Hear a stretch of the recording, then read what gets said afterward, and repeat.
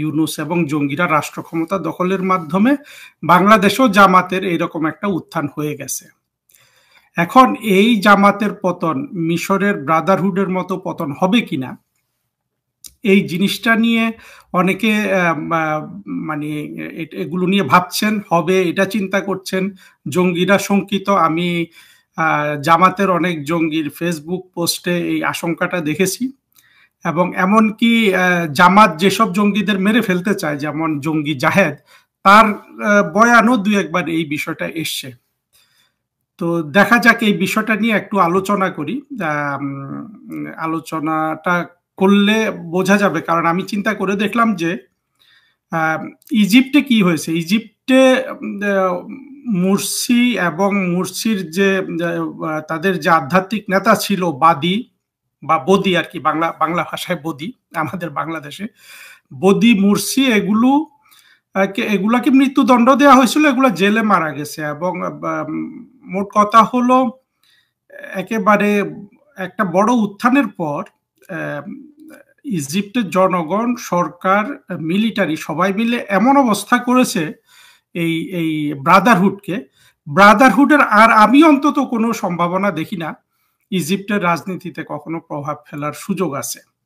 কারণ হলো, পৃথিবীটা তো সবসময়, আজকের পৃথিবী ব্রাদারহুড বা জামাত বলেন, ইসলামিক জঙ্গিদের জন্য যতটা মনে করেন যে অনুকূলে, আগামীকাল তার চেয়ে একটু বেশি প্রতিকূলে। এইভাবে কিন্তু পৃথিবী স্রোত যাচ্ছে। এবং সেই হিসাবে যদি চিন্তা করি, সেই হিসাবে না হলেও আসলে এমনভাবে নিশ্চিহ্ন করা হয়েছে ব্রাদারহুডকে, এবং ব্রাদারহুডও এরপরে নিজেরাও আর মানে নাই। ব্রাদারহুড কিন্তু মোবারক সাহেবের আমলে বা আগেও ছিল, কি বলে, এটা একটা নিষিদ্ধ সংগঠন ছিল। মাঝখানে ওদের যে বিপ্লব হয়ে গেল, বিপ্লবের পরে সেটাকে সেখান থেকে ব্যান তুলে দেওয়া হলো, তারপরে মুরসি নির্বাচিত হলো, তারপরে আবার সিসি সাহেব এসে সেটাকে আবার ব্যান করে দিয়েছে, অর্থাৎ সেটা নিষিদ্ধ সংগঠন। তো জামাত এবং ব্রাদারহুড এবং জামাতের অনেকগুলো মিল আছে, কিছু কিছু অমিল আছে। অমিলগুলো আমরা একটু শুরুটা দেখি কিভাবে হলো। জামাতকে প্রতিষ্ঠিত করা হয় 1941 সালে, মওদুদি করে সেটা ভারতে। এই মওদুদি ছিল একজন সাংবাদিক, এমনি তো ইসলাম সম্পর্কে জানে, ঠিক আছে, বাট মূলত একজন সাংবাদিক। আর ব্রাদারহুডকে ইজিপ্টে প্রতিষ্ঠিত করে হাসান আল বান্না নামে এক স্কুল শিক্ষক, সেটা করে 1928 সালে। কিন্তু এই ব্রাদারহুডটা সবচেয়ে বেশি তাদের যে ধরনের মানে একটা জঙ্গি সংগঠন বা চরমপন্থী সংগঠন হওয়ার জন্য যেই লোক সবচেয়ে বেশি অবদান রাখে, তার নাম হলো সৈয়দ কুতুব। সৈয়দ কুতুব, এটা ইজিপশিয়ান বানানে বলছি না, বা আরবি বানানে না, বাংলাদেশি বানানে বলছি। এই সৈয়দ কুতুব আবার মওদুদির মতোই, সে সাংবাদিক ছিল, লিটারেরি ক্রিটিক ছিল, মানে লেখক আর কি, লেখক। এবং মওদুদি, এরা দুইজন প্রায় সমসাময়িক। মওদুদি এবং সৈয়দ কুতুব দুইজনেরই জন্ম বিংশ শতাব্দীর শুরুর দিকে, অর্থাৎ 1906-10-9 সালে হবে। এরা মারাও যায় প্রায় 60 বছর, 55 থেকে 65 বছর জীবনযাপন করে এরা দুইজন মারা যায়, মানে 60-এর দশকে, গত শতাব্দীর। এবং দুইজনকে প্রভাবিত করে। এরা দুইটা সংগঠনকে একীভূত না করলেও একজন আরেকজন থেকে, অর্থাৎ একজন আরেকজন থেকে কট্টরপন্থাটা গ্রহণ করে। মানে এই দুইজনের মধ্যে এক ধরনের প্রতিযোগিতা, যে তাদের প্রতিষ্ঠান কতটা কট্টরপন্থী হতে পারে আর কি। এখন কট্টরপন্থী বা অর্থোডক্স, ভালো মন্দ দুটোই আছে। আমি এখানে আসলে কারো বদনাম করতে বসিনি, আমি জিনিসগুলো যুক্তির উপর দেখব, মানে কোনো সুইপিং জাজমেন্টের বিষয় হিসাবে এখানে আর দেখব না।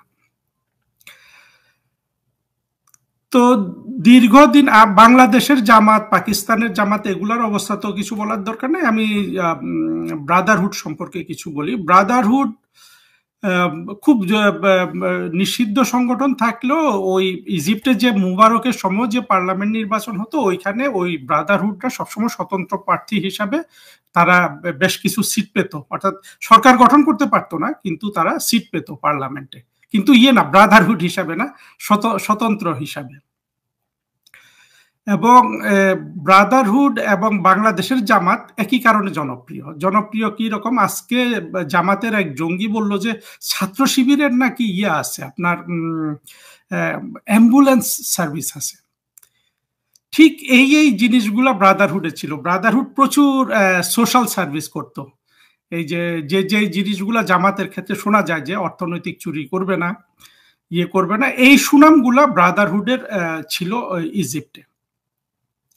মুবারকের সময়ও আমি যখন ছিলাম তখনও আমরা শুনেছি, কিন্তু ব্রাদারহুডের কোনো জনপ্রিয়তা আমি দেখিনি। কারণ হলো যে হয়তো আমি যাদের সাথে মিশেছি তারা ব্রাদারহুডের সমর্থক ছিল না, কিন্তু ব্রাদারহুডের সমর্থন তো ছিল, সেটা বোঝাই যায়। নাহলে তো আর মুরসি সেখানে 51% ভোট পায় না।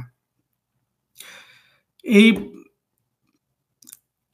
তাহলে দুইটা জিনিসেরই কিন্তু একই জায়গায় মানুষের হৃদয়টা কাড়ার চেষ্টা করে এরা, সোশ্যাল সার্ভিস করে করে।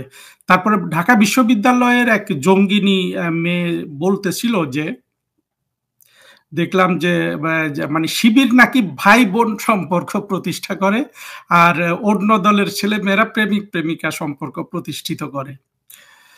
তো যাই হোক, ভাই বোন সম্পর্ক অনেক সময় মানে প্রেমিক প্রেমিকা সম্পর্ক থেকেও বেশি খারাপ হয়ে যেতে পারে আর কি। তো এইভাবে মূল কথা হলো যে এদের দুই পার্টিরই, ইজিপ্টের ব্রাদারহুড এবং বাংলাদেশের বা পাকিস্তানে তো আসলে জামাত কিছু না, এটা কোনোভাবেই পাকিস্তানে এটার গুরুত্বপূর্ণ সংগঠন নয়। বাংলাদেশের জামাত আর ইজিপ্টের ব্রাদারহুডের এই সোশ্যাল সার্ভিস করা, এই ভদ্র ব্যবহার করা, সালাম দেয়া, সালামের জবাব নেয়া, হ্যাঁ, মিষ্টি মিষ্টি কথা বলা, এবং পারতপক্ষে মানে মানে গলা কাটার সময়ও ভদ্র ব্যবহার করা, এই টাইপের ভদ্রতা এদের কমন বৈশিষ্ট্য, এবং এটা তাদেরকে জনপ্রিয়তা দেয়। বাংলাদেশে তো এইটা নিয়ে অনেক সুনাম করা হয়, তবে ভেতরে হয়তো অনেকে যায় অনেকে যায় না। তো মুরসি যখন নির্বাচিত হলো, মুরসি নির্বাচিত হয়ে দুটা জিনিস করেছে। একটা করলো কি, সে দ্রুত তাকে মানে যেটাকে বলে প্রেসিডেন্সিয়াল অর্ডার দিয়ে তাকে বিচার বিভাগ মানে একেবারে অ্যাবসলিউট ক্ষমতা দিয়ে দিল, এবং খুব দ্রুত সে ইজিপ্টে একটা ইসলামিক শরিয়া আইন জারি করবে, অর্থাৎ শরিয়া আইন সংবলন করে সে ইজিপ্টে একটা সংবিধানও দিয়ে দিল। তারপরে ইজিপ্টের সে যেটা করতে গেছে, এইগুলো করতে গিয়ে সে জনগণ তখন সচেতন হয়ে গেছে, আর ইকোনমি কোলাপস করে গেছে, যেহেতু মুসলমানরা ক্ষমতায় চলে এসছে, এবং ভয়ে ব্রাদারহুডের ভয়ে ইজিপ্টের যেটা সবচেয়ে একটা মানে সেখানে জিডিপিতে প্রথম তিনটা জানতাম, প্রথম দ্বিতীয় তৃতীয় মধ্যে ছিল কৃষি, ছিল সুয়েজ খালের যে ওরা যে ইয়েটা পায় সেটা একটা বড়, আর হলো ওদের হলো যে পর্যটন। ইজিপ্টের পর্যটন খাতটা হলো তাদের জিডিপির জন্য ওয়ান অফ দ্য 3 বিগেস্ট কন্ট্রিবিউটরস আর কি। এই পর্যটন সহ অনেক কিছু পড়ে গেল, অর্থনীতি পড়ে গেল, টাকার দর পড়ে গেল, বেকার হয়ে গেল মানুষ অনেক বেশি। মুরসি 1 বছরের মাথায় কিন্তু হুলস্থুল কারবার করে ফেলছে।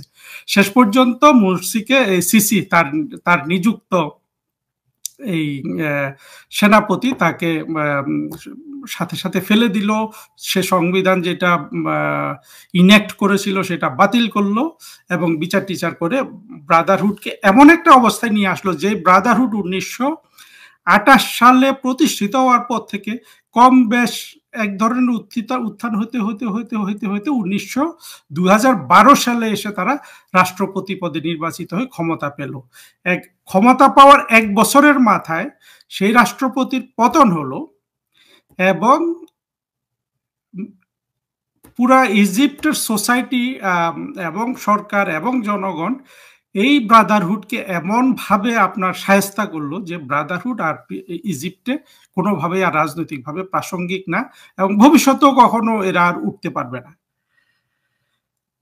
একইভাবে দেখেন বাংলাদেশে জামাতের যে উত্থানটা, বাংলাদেশ কিন্তু জামাতের দুই উত্থানের মধ্যে দুটো পার্থক্য আছে। জামাতের বিরুদ্ধে যেমন যুদ্ধাপরাধের কালিমা আছে, আবার ব্রাদারহুডের উপর কিন্তু যুদ্ধাপরাধ করার কোনো ইয়ে নেই, কারণ তারা তো যুদ্ধে ছিল না, সেখানে কোনো যুদ্ধের বিষয় ছিল না।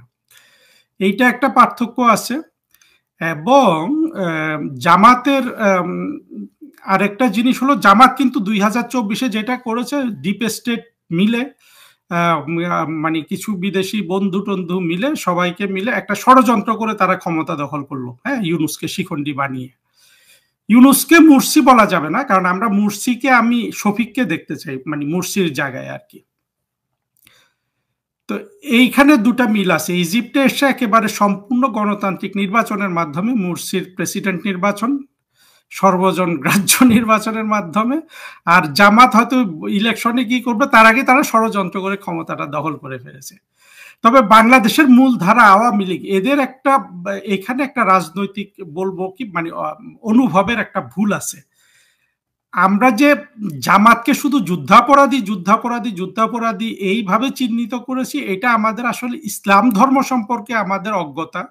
ইসলাম ধর্মকে আমরা কিভাবে এইটাকে ট্রিট করব, এইটাকে কিভাবে ট্রিট করলে জনগণ আমাদের উপর খুশি থাকবে, এই চিন্তা ভাবনায় জামাতের উপর আসলে যুদ্ধাপরাধ যুদ্ধাপরাধ এই জিনিসটা বেশি, মানে এই দিকটার উপর জোর দেওয়া হয়েছে। আমি ব্যক্তিগতভাবে মনে করি যুদ্ধাপরাধের আমি ওই ওই দায়টাকে কম দেখছি না, কিন্তু জামাত যেই বিষ নিয়ে তারা যেই বিষাক্ত অনুভূতি আদর্শ ধারণ করে, সেটা তাদের যুদ্ধাপরাধের চেয়ে অনেক বেশি ক্ষতিকর, মানে সমাজের জন্য, সভ্যতার জন্য এবং রাষ্ট্রের জন্য তো বটে, যে কোনো দেশের জন্য।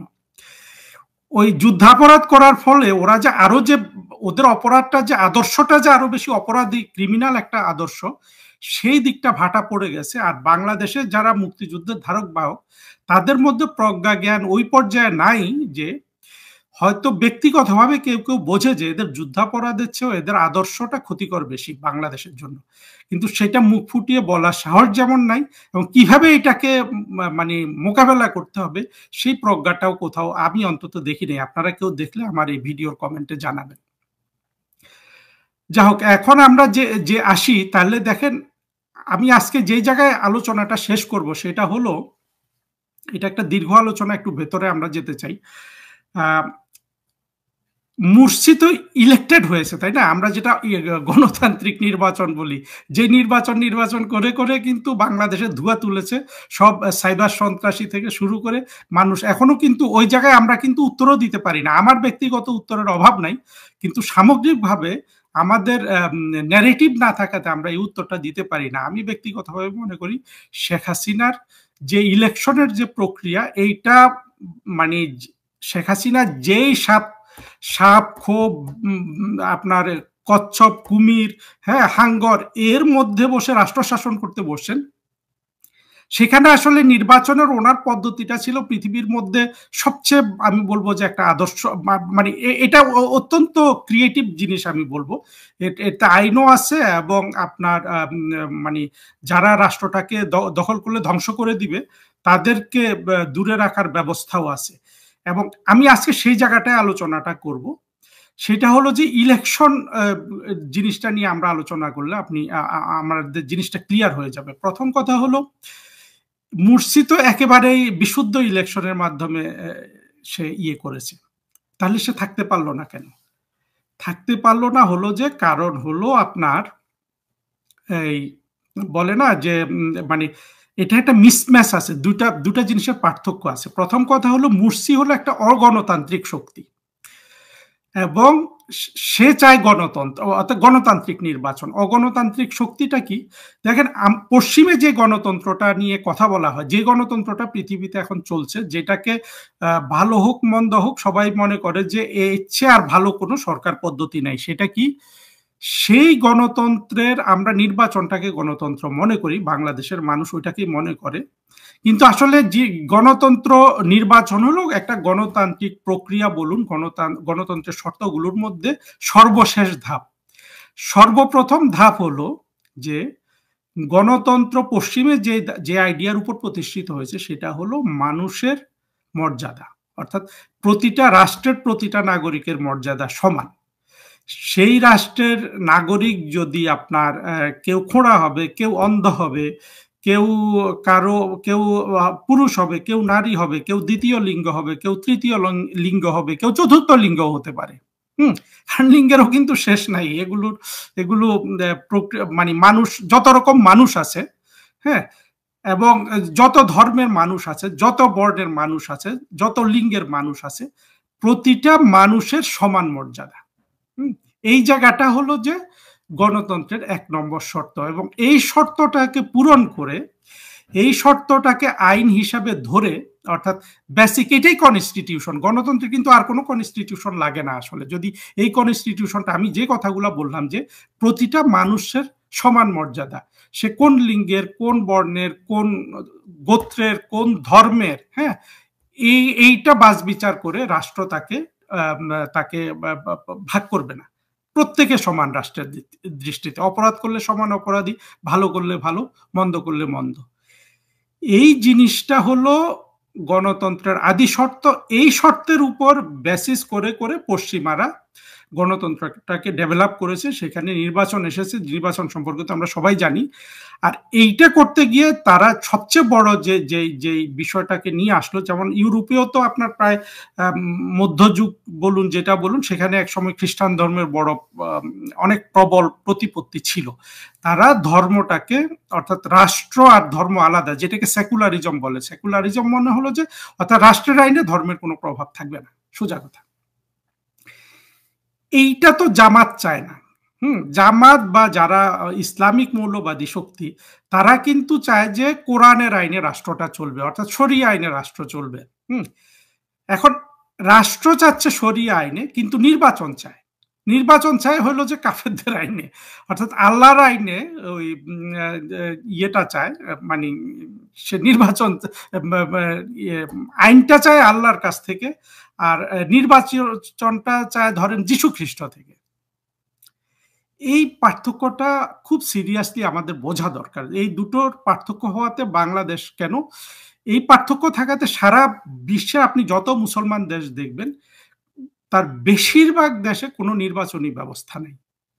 কারণ নির্বাচনী ব্যবস্থা যদি হয়, এটা অনেক দেশ জানে, কিন্তু ইজিপ্টে যেহেতু এটা প্রবল, মানে একটা জঙ্গি সংগঠন ছিল ব্রাদারহুড, বছরের পর বছর ওই যে ছাত্র শিবিরের মতো আপনার হেলিকপ্টার সার্ভিস, তারপরে ইয়ে সার্ভিস দিয়ে দিয়ে কি বলে ওই কি সার্ভিস দিল ওরা, অ্যাম্বুলেন্স সার্ভিস দিয়ে দিয়ে মানুষের মন কেড়ে নিছে। মানুষ ওই জন্য তাকে ভোট দিছে। ভোট দেওয়ার 1 বছরের মাথায় বুঝে গেছে যে ও বাবা, কোন কুমির ডেকে মানে ক্ষমতায় নিয়ে আসলাম।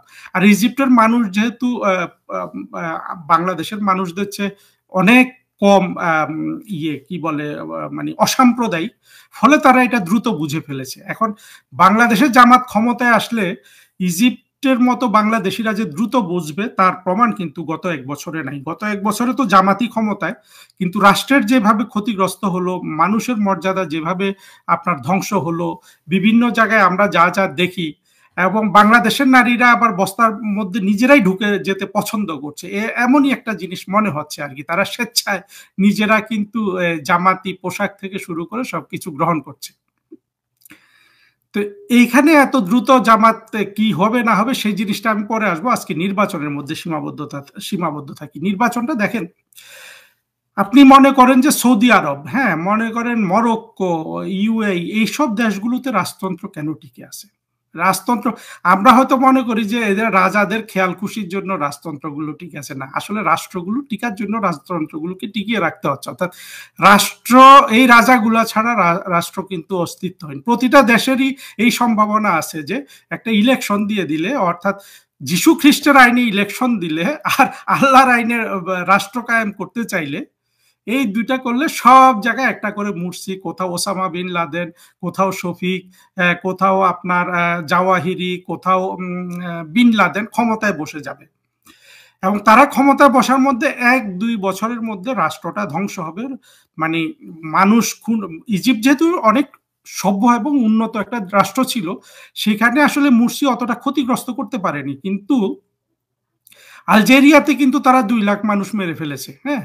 সেখানেও কিন্তু ইলেকশনে এই ইসলামিস্টরা ভালো করেছিল। ইলেকশন হয়েছিল কি না আমি এখন মনে নাই, বাট এই সম্ভাবনা ছিল, ইলেকশন হয়েছে বা বাতিল করেছে কিছু একটা, কিন্তু ওই আলজেরিয়ার ইতিহাসটা একটু জেনে নেবেন।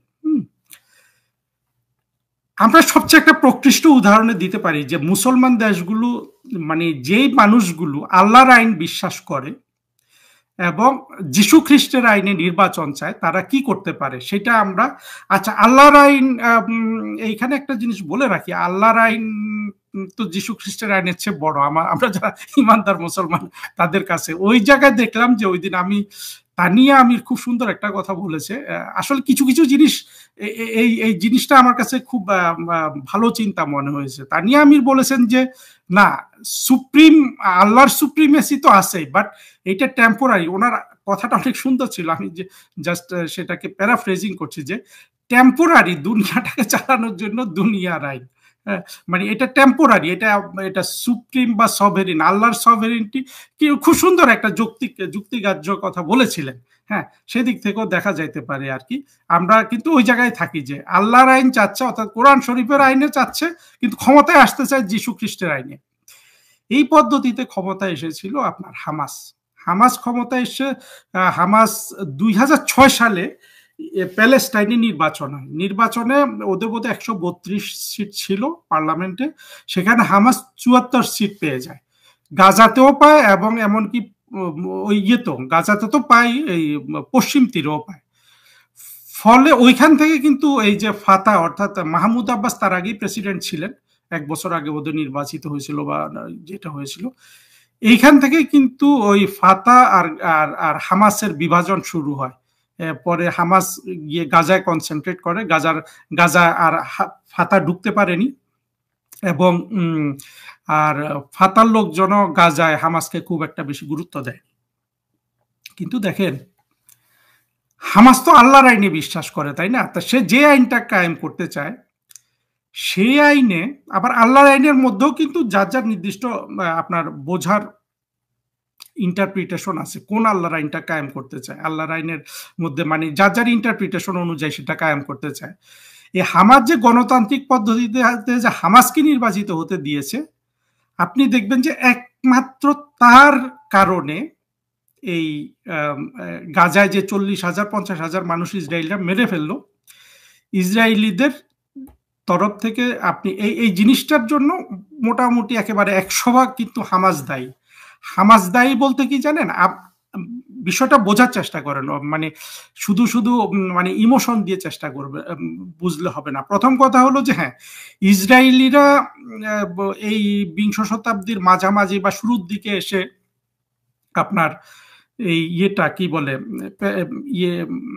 ইসরায়েল এবং প্যালেস্টাইন যেটা ছিল সেখানে বসবাস শুরু করেছে। ওরা কিন্তু টাকা দিয়ে ঘর বাড়ি কিনেছে, কেউ কাউকে ওরা করে নাই, মানে ওই আরবদের থেকে কিছু কিছু তো রয়েও গেছিল, কিন্তু তারা ওইখানে সাম্রাজ্যবাদীরাও পাঠিয়েছে, বাট মূলত তারা ওইখানে ঘর বাড়ি কিনে কিন্তু বসতি স্থাপন করেছে। স্বাভাবিকভাবে প্যালেস্টাইনিয়ানরা ভাবছে যে আমাদের দেশটা দখল হয়ে গেল, এটা তো অবশ্যই অন্যায়।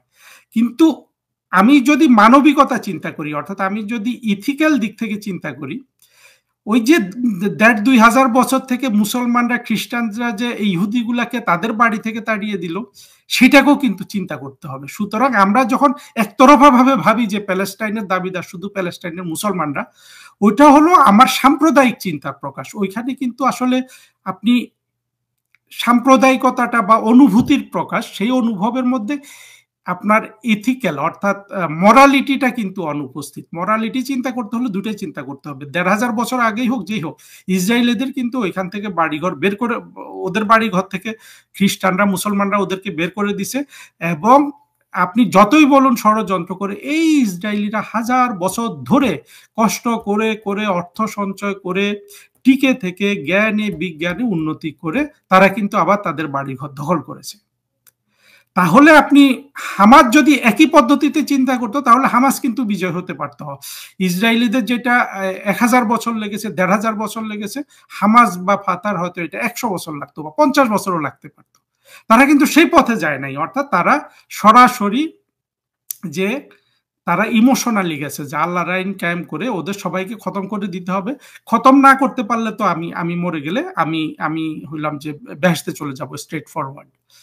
আপনি যখন একটা মানুষ যখন মৃত্যুটাকে সে শহীদি হিসাবে দেখে, অর্থাৎ মরলেই সে বেহেশতে চলে যাবে, আপনাকে কিন্তু এটা বুঝতে হবে যে এই পৃথিবীতে একটা মানুষ ১০০ বছর বেঁচে থেকে সে কি লাভ পাবে, মানে কতদূর খাবে, কি খাবে।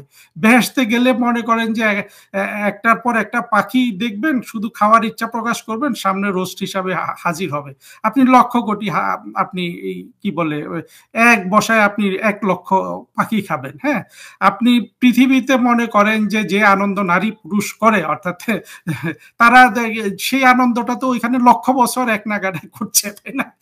এই আনন্দ, এই মুক্তির কথা চিন্তা করে যখন কেউ এই জীবনটা দিয়ে দিতে চায়, হুম, তার কাছে তখন তো আসলে আপনি হামাস যে দৃষ্টিতে এই এই প্যালেস্টাইনিয়ানদের মৃত্যুটা দেখছে, সেখানে কিন্তু আপনি মুসলমান হিসাবে কিন্তু আপনি যদি যুক্তির পথে চিন্তা করেন, আপনি খুশিও হতে পারেন যে এই যে আজকে ইসরায়েলের গুলি খেয়ে যে আজকে যে হামাসের লোকটা শিশু মরে গেল, শিশুদের ব্যাপারে তো কোনো ধর্মই কিন্তু ভালো মানে যুক্তি দিয়ে সাজেশন দিতে পারে না। শিশু হত্যা কেন, মানে সেটা কি কেন, মানে জায়েজ কেন? একটা শিশু তো জ্বরেও মরে যায়, হ্যাঁ, ক্যান্সার হয়ে মরে যায়। সেখানে ন্যায় নৈতিকতা, এটা পৃথিবীর কোনো ধর্মের মধ্যে এটার ব্যাখ্যা মানে আপনি যুক্তিবাদী মানুষ হিসাবে সন্তুষ্টি আকারে পাবেন না। আমরা ধর্মের দিকে বেশি না যাই। তাহলে এই যে ৪০,০০০ যারা গাজাবাসী মারা গেল, ওদের দৃষ্টিতে অর্থাৎ হামাসের দৃষ্টিতে এরা কিন্তু সবাই শহীদ হয়ে গেছে। তো একটা মুসলমানের কিন্তু শহীদ ইচ্ছে যে মুসলমান, তার তো আসলে এর বেশি কিছু নাই। এই বিশ্বাসটা কিন্তু যে যুদ্ধাপরাধীগুলাকে শেখ হাসিনা ফাঁসি দিয়েছে না, এদের সবার ছিল।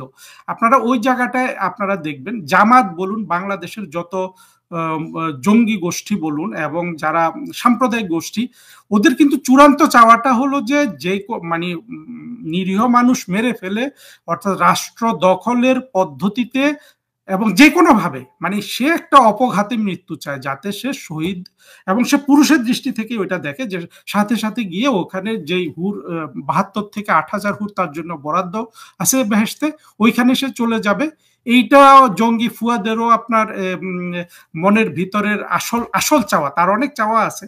এখন পৃথিবী ভোগ করা শুরু করলে কিন্তু ওই চাওয়াটা সাময়িক থেমে যায়, কিন্তু তার অর্থাৎ এটা ব্যক্তি বিশেষকে না বলে এই জঙ্গি গোষ্ঠীগুলা জামাত এবং তারা যে চূড়ান্ত যে চাওয়াটা চায় সেটা হলো যে আপনি রাষ্ট্র গঠন করবে, অ্যাম্বুলেন্স সার্ভিস দিবে, ভালো করবে, এগুলা তার হলো প্রসেসটা। তার চূড়ান্ত চাওয়াটা হলো যে শহীদি মৃত্যু। শহীদি মৃত্যু মানে কি? সেই মৃত্যুটা তো স্বাভাবিক মৃত্যু হবে না, অর্থাৎ ফাঁসিতে ঝুলবে কিংবা সে ইয়েতে ঝুলবে, আপনার তাকে মেরে ফেলবে, হ্যাঁ, সে রাষ্ট্র কায়েম করতে এসে সে মরে যাবে। এই জায়গাটাই হলো যে এই জায়গায় কিন্তু আপনি জঙ্গিদেরকে পরাজিত করতে পারছেন না। সে বাঁচলেও সে নিজেকে নিজেকে ইয়ে করছে, কি বলে, নিজেকে সে বিজয়ী দাবি করছে, কেউ মেরে ফেললেও বিজয়ী দাবি করছে, শুধু স্বাভাবিক মৃত্যুটাকে সে একটু নিকৃষ্ট চোখে দেখে। আমি যে জায়গাটা বলতে চাচ্ছি, আলোচনাটাকে দীর্ঘ না করে আজকে সাঈদীর উপর একটু আলোচনা করতে চাইছিলাম, সেই জায়গায় আর গেলাম না, ভিডিওটা দীর্ঘ হয়ে যাচ্ছে। প্রথম কথা হলো যে নির্বাচনে যদি আপনি গণতন্ত্র বোঝেন, গণতান্ত্রিক শক্তিকে নির্বাচিত করতে হবে। গণতান্ত্রিক শক্তি কি? মোটা দাগে যারা ধর্মীয় রীতিতে রাষ্ট্র চালানোর ব্যবস্থায় বিশ্বাস করে তারা গণতান্ত্রিক শক্তি না। অর্থাৎ কোনো সেই জন্য separation of religion from state, যেটা সেকুলারিজম বলে, হ্যাঁ, সেই জায়গায় আসতে হবে। তো ওই জায়গাটায় না থাকাতে এই যখন জামাতের মতো শক্তিগুলোকে নির্বাচনে দেয়া হয়, ওরা জিতে যায় মুরুক্ষর দেশগুলোতে, এসেই তারা একটা মানে সাথে সাথে তারা ধ্বংসযজ্ঞগুলো শুরু করে। ইজিপ্টের মানুষ সৌভাগ্যবান, ধ্বংস হওয়ার আগেই তারা মুরসিকে সরিয়ে দিয়েছে, এই ইয়েটাকেও কি বলে ব্রাদারহুডকেও তারা ধ্বংস করে ফেলেছে।